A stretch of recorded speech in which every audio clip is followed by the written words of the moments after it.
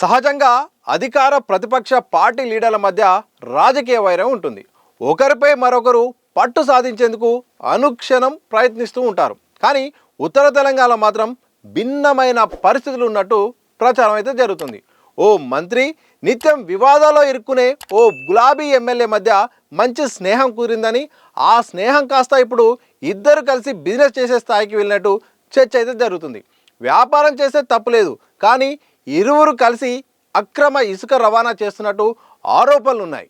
ఈ విషయం ఆ నోట ఈ నోట చివరికి ప్రభుత్వ పెద్దల దగ్గరికి వెళ్ళినట్టు తెలుస్తున్నది. ఇక సదరు మంత్రి ప్రతిపక్షంలో ఉన్న ఎమ్మెల్యే లక్ష్యం ఒక్కటే అవడంతో ఇద్దరు పార్టీలకు అతీతంగా ఒకటయ్యారు. దీపం ఉన్నప్పుడే ఇల్లు చక్కబెట్టుకోవాలనే నానుడి ప్రకారం చట్టాపట్టాలు వేసుకొని వ్యాపారం చేస్తున్నట్టు అక్కడ ప్రచారం అయితే జరుగుతున్నది. ముందుగా గులాబీ ఎమ్మెల్యే కొంతకాలం సొంతంగానే అక్రమ ఇసుక వ్యాపారం చేశారు. కానీ అధికారులు పదే పదే అడ్డుకోవడంతో చివరికి ఓ నిర్ణయానికి వచ్చినట్టు ఎమ్మెల్యే తమ కామన్ ఫ్రెండ్ ద్వారా ఆ ప్రాంతానికి సంబంధించిన మంత్రితో ఆఫర్ ఇచ్చినట్టు తెలుస్తున్నది. తన వ్యాపారానికి సహకరిస్తే లాభంలో వాటా ఇస్తానని ప్రపోజల్ పెట్టగా సదరు మంత్రి అందుకు ఒప్పుకున్నట్టు సమాచారం అయితే జరుగుతున్నది.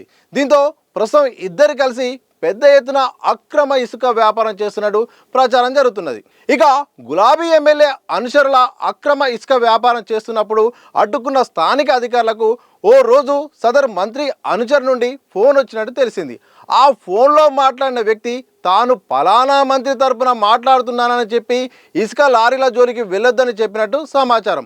ఆ అనుచరుడు చెప్పింది నిజమా కాదా అని క్రాస్ చెక్ చేసుకున్న అధికారులు మంత్రి ఆదేశాలు ఉన్నమాట వాస్తవమేమని ఒక నిర్ధారణకు వచ్చినట్టు ఆ ప్రాంత అధికార వర్గాల్లో చర్చ అయితే జరుగుతున్నది.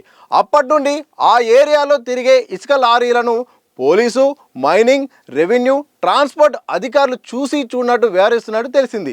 దీంతో ఆ ప్రాంతంలో ఇసుక వ్యాపారం యథేచ్ఛగా జరుగుతున్నట్టు ప్రచారం జరుగుతున్నది.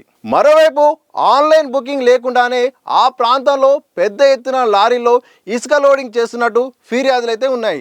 ఆ విధంగా లోడింగ్ చేస్తున్నందుకు సహకరిస్తున్న అధికారులకు ప్రతిరోజు మామూలు ఇవ్వడంతో మౌనంగా ఉంటున్నట్టు ఆరోపణలు అయితే ఉన్నాయి. ఇంకా ప్రారంభం అవ్వని క్వారీల నుండి సైతం ఇసుకను అక్రమంగా తరలిస్తున్నట్టు ఫిర్యాదులు ఉన్నాయి. కొన్ని క్వారీల్లో ఇసుక లోడింగ్ కోసం ఆన్లైన్లో బుకింగ్ చేసుకున్న తర్వాత కూడా స్థానిక గుత్తేదారులు అదనంగా 2 నుండి 3 వేల రూపాయల వరకు అదనంగా వసూలు చేస్తున్నట్టు ఆరోపణలు అయితే ఉన్నాయి. అయితే ఆ ఏరియాలో జరుగుతున్న అక్రమ ఇసుక రవాణాలో మంత్రి గులాబీ ఎమ్మెల్యే ప్రమేయం ఉందని వచ్చిన ప్రాథమిక నివేదికపై నిఘా వర్గాలు మరింత లోతుగా ఆరా తీస్తున్నట్టు తెలిసింది. నిజానికి మంత్రి ప్రమేయం ఉందా? మంత్రి పేరు చెప్పుకొని ఆ గులాబీ ఎమ్మెల్యేనే ఆ వ్యవహారం అంతా నడుపుతున్నారా అనే కోణంలో ఇంటెలిజెంట్ వర్గాలైతే మాత్రం ఆరా తీస్తున్నట్టు తెలిసింది. ఇలాంటి వీడియోలు మీకు నచ్చినట్లయితే, అలాగే ఇంకా మరిన్ని వీడియోలు మీకు కావాలంటే మాత్రం దిశ టీవీని లైక్ చేయండి, షేర్ చేయండి, అలాగే సబ్స్క్రైబ్ చేసి మాకు మరిన్ని వీడియోలు మీకు అందించడానికి ఒక సహాయం అయితే చేయండి.